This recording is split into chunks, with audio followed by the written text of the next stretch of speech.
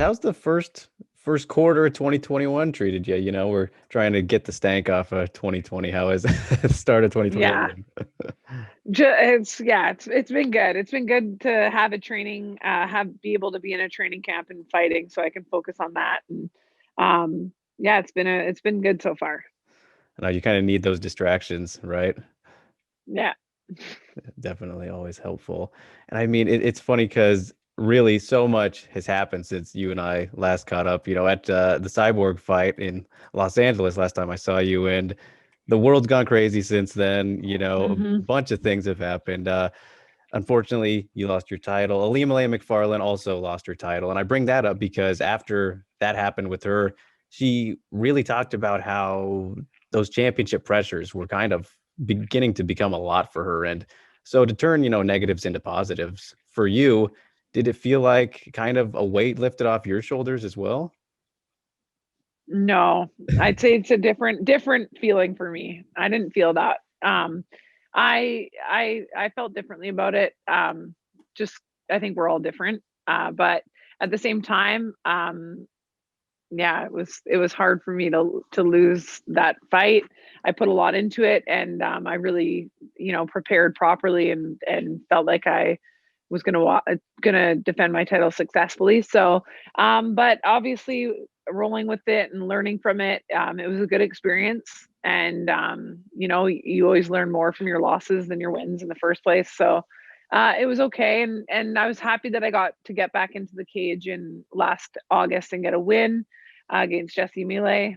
And yeah, I'm looking forward to fighting in a couple weeks. So Yeah, so then what did like that rebound kind of process, I guess you could call it, feel like going into the Jesse fight, you know, 3 rounds, it just a whole different no crowd, you know, just an entirely yeah, different atmosphere, very unique going from one fight to the next. Just what did it feel like going into that one and then, you know, getting the win, just that entire process?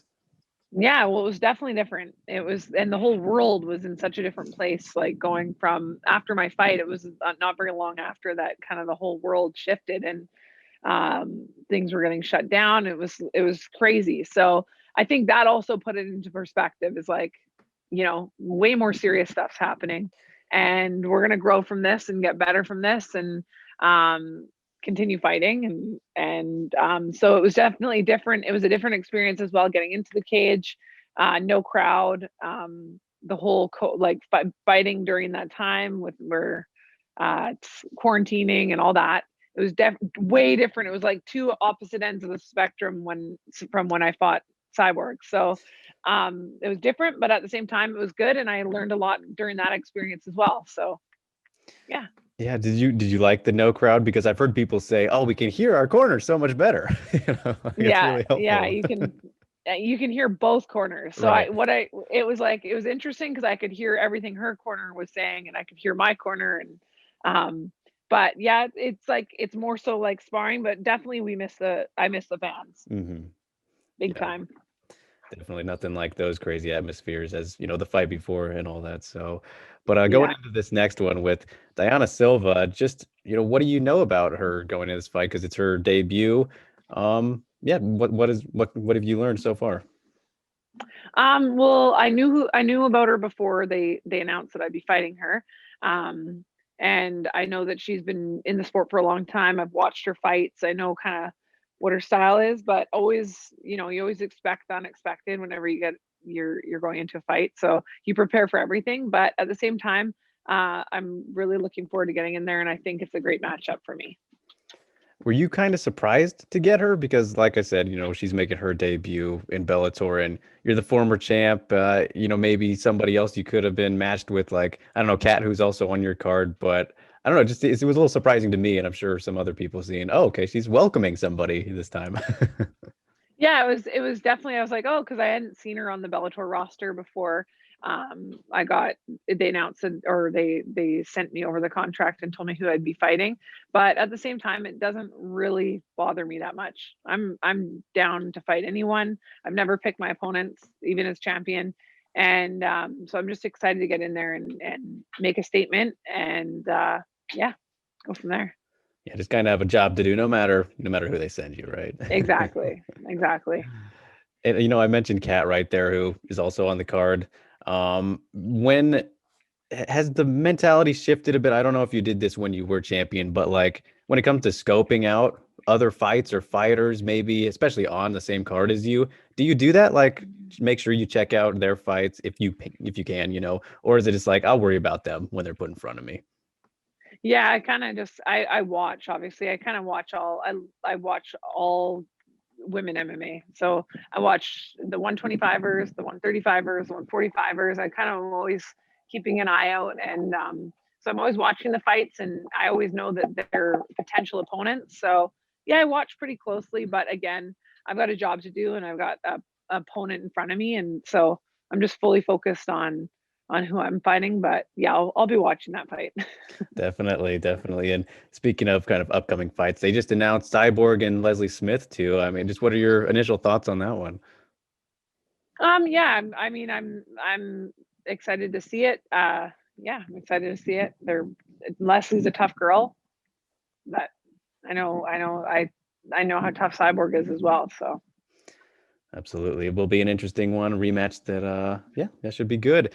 And I want to take you a little bit through the time machine, Julia, if that's all right. But okay. going back to like the Strikeforce days, where you started your MMA career, just when Mhm. you look back on that time, kind of what do you remember most, or like what stands out to you about that period in your career?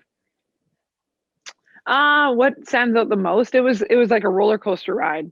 It was my first. I think I was with Strikeforce for, was it one year, and I fought 4 fights, and it was such a learning experience. But I got thrown right in the deep end, and it's kind of the way I like to. That's kind of the way my life is. So it was a learning curve, but I was so grateful for those experiences. It was like I had this amazing win against Shane Olson, then I lost to Amanda Nunez, and then I fought and beat Jermaine Randamy, and then I lost to Ronda Rousey, all in a year of Strikeforce, and that was my first year in mixed martial arts. So, what stands out the most is just, I guess, my resilience and coming out of that, and what I learned, and going forward from that. After Strikeforce, you ended up going to Invicta, which is another phenomenal promotion. And I think a very important one, especially, obvious, kind of goes without saying for the women, what they've done. Mhm. But just in your own words and having been able to be a part of their history, like how important would you say that, Invicta has been for the sport? I think it's important, and it was so cool to see. It's cool to see the all girl cards, that they could put on these amazing cards, and it was all females. So it was awesome. And during that time in my life, it was great to get more fights and more experience, and kind of take that with me. Yeah, for sure. I can imagine. So then after Invicta, of course, we get to Bellator, where we still are right now. And, Mhm. very big part of the women's divisions you have been in this history with Bellator. So when it comes to, feeling like you left your mark in the sport, did you feel that? Or is it kind of like, since you're still competing, you're still trying to do more and more, but undeniably you have Still, left a mark, but do you feel it?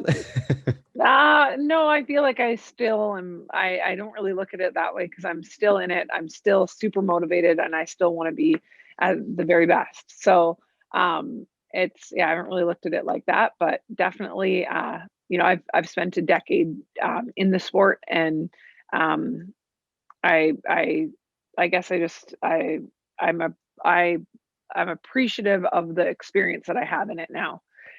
So it's been an amazing 10 years, and I just feel like I'm still going with it. And so I don't really look at like the mark that I'm leaving, but definitely after, when I'm retiring and doing that, then I'll probably look back and go, wow, that was Right. pretty cool. Yeah, when you're able to sit back and reflect. Yeah, yeah. Right now I'm just like full on super excited, and I want to get back to the very top. So All right, cool. So then that means there's no thoughts of you're not even thinking about retirement just yet, right? no, Okay. not yet. Not yet. Excellent. We don't want you to either. I'm not implying anything here. No, no. I won't keep you any longer, busy, I'm sure, and got the fight coming up. Very excited to see it. Always excited to see you in action. And just wish you the best of luck and that things go smoothly up until then and all that. Thank you so much. Awesome. Thank you. Oh, hey, you made it to the end. Thanks for watching. Really appreciate it. If you like this video and want to see more like it, give it a like and maybe subscribe if you haven't already. Until then, we'll see you next time.